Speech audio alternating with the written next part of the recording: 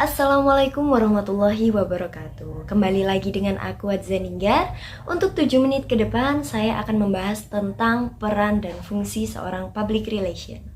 Oke, langsung saja. Menurut buku Public Relation karya Dr. Syarif Syarifuddin S.Gasing BMSI dan Suryanto Esos MSI, secara umum, peran public relation adalah menjalankan fungsi manajemen yang membangun dan mempertahankan hubungan yang baik dan bermanfaat antara organisasi dengan publik yang mempengaruhi kesuksesan atau kegagalan organisasi tersebut.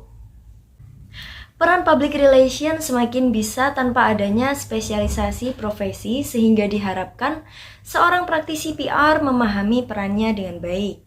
Bukan hanya sekedar pelengkap dan kerja pekerjaan, rangkap seorang sekretaris direksi.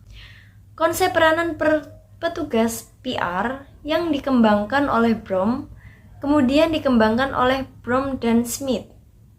Peran PR merupakan salah satu kunci penting untuk pemahaman fungsi PR dan komunikasi organisasi.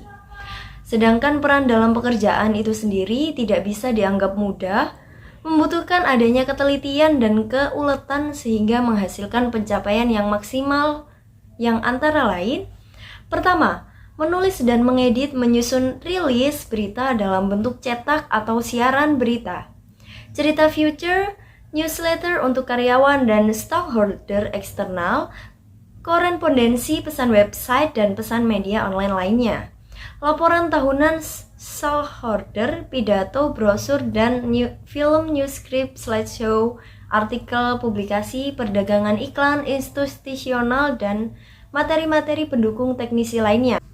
Yang kedua, hubungan media dan penempatan media, mengontrakkan media koran, majalah, suplemen mingguan, penulis freelance, dan publikasi perdagangan agar mereka mempublik dan mensiarkan atau future tentang organisasi yang ditulis oleh organisasi itu sendiri atau oleh orang lain, merespon permintaan informasi oleh media, memverifikasi berita, dan membuka akses ke sumber otoritatif.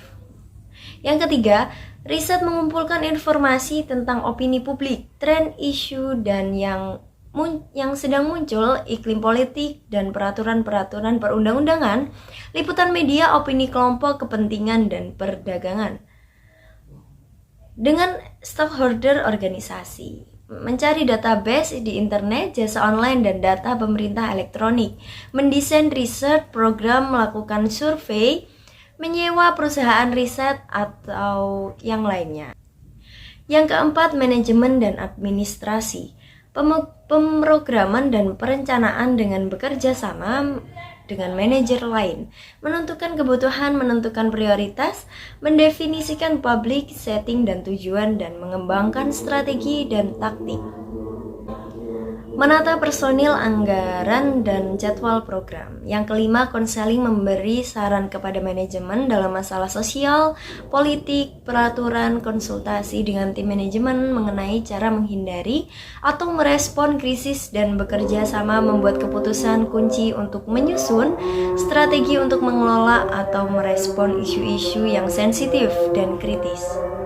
Yang keenam, spesialis event, mengatur dan mengelola konferensi pers, lomba lari, konversi open house, pemotongan pita, grand opening, perayaan ulang tahun, acara pengumpulan dana, mengunjungi tokoh terkemuka, mengadakan kontes, program penghargaan, dan kegiatan khusus lainnya.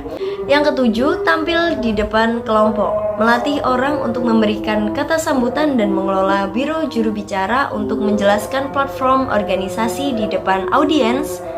Dan yang kedelapan, produksi, membuat saluran komunikasi dengan menggunakan keahlian dan pengetahuan multimedia termasuk seni, tipografi, fotografi, tata letak, dan komputer desktop.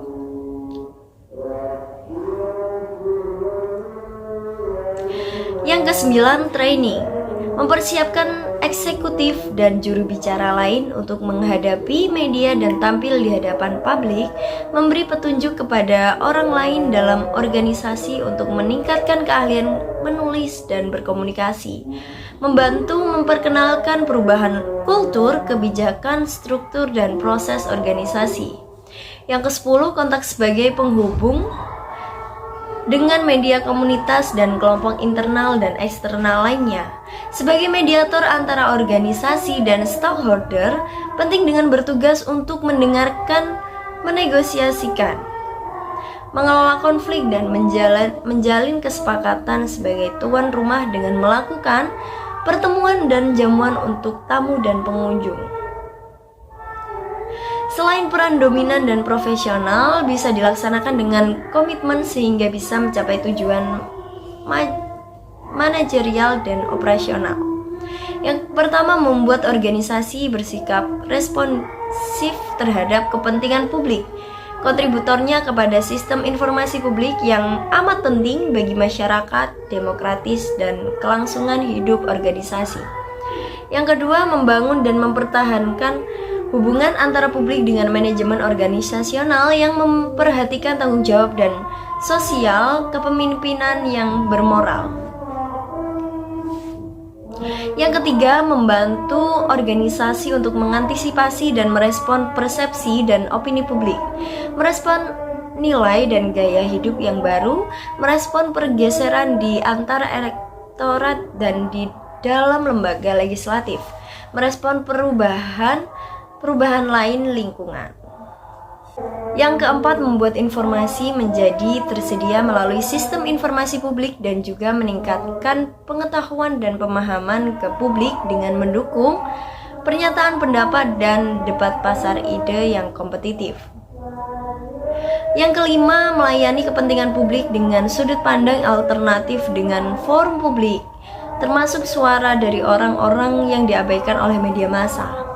Yang keenam, membantu masyarakat dengan menjadi perantara konflik dan membangun konsensus yang dibutuhkan untuk ketertiban sosial.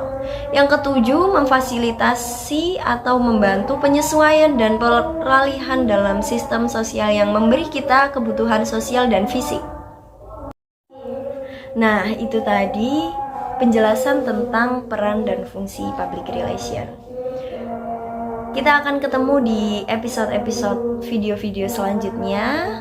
Kurang lebihnya saya mohon maaf. Wassalamualaikum warahmatullahi wabarakatuh.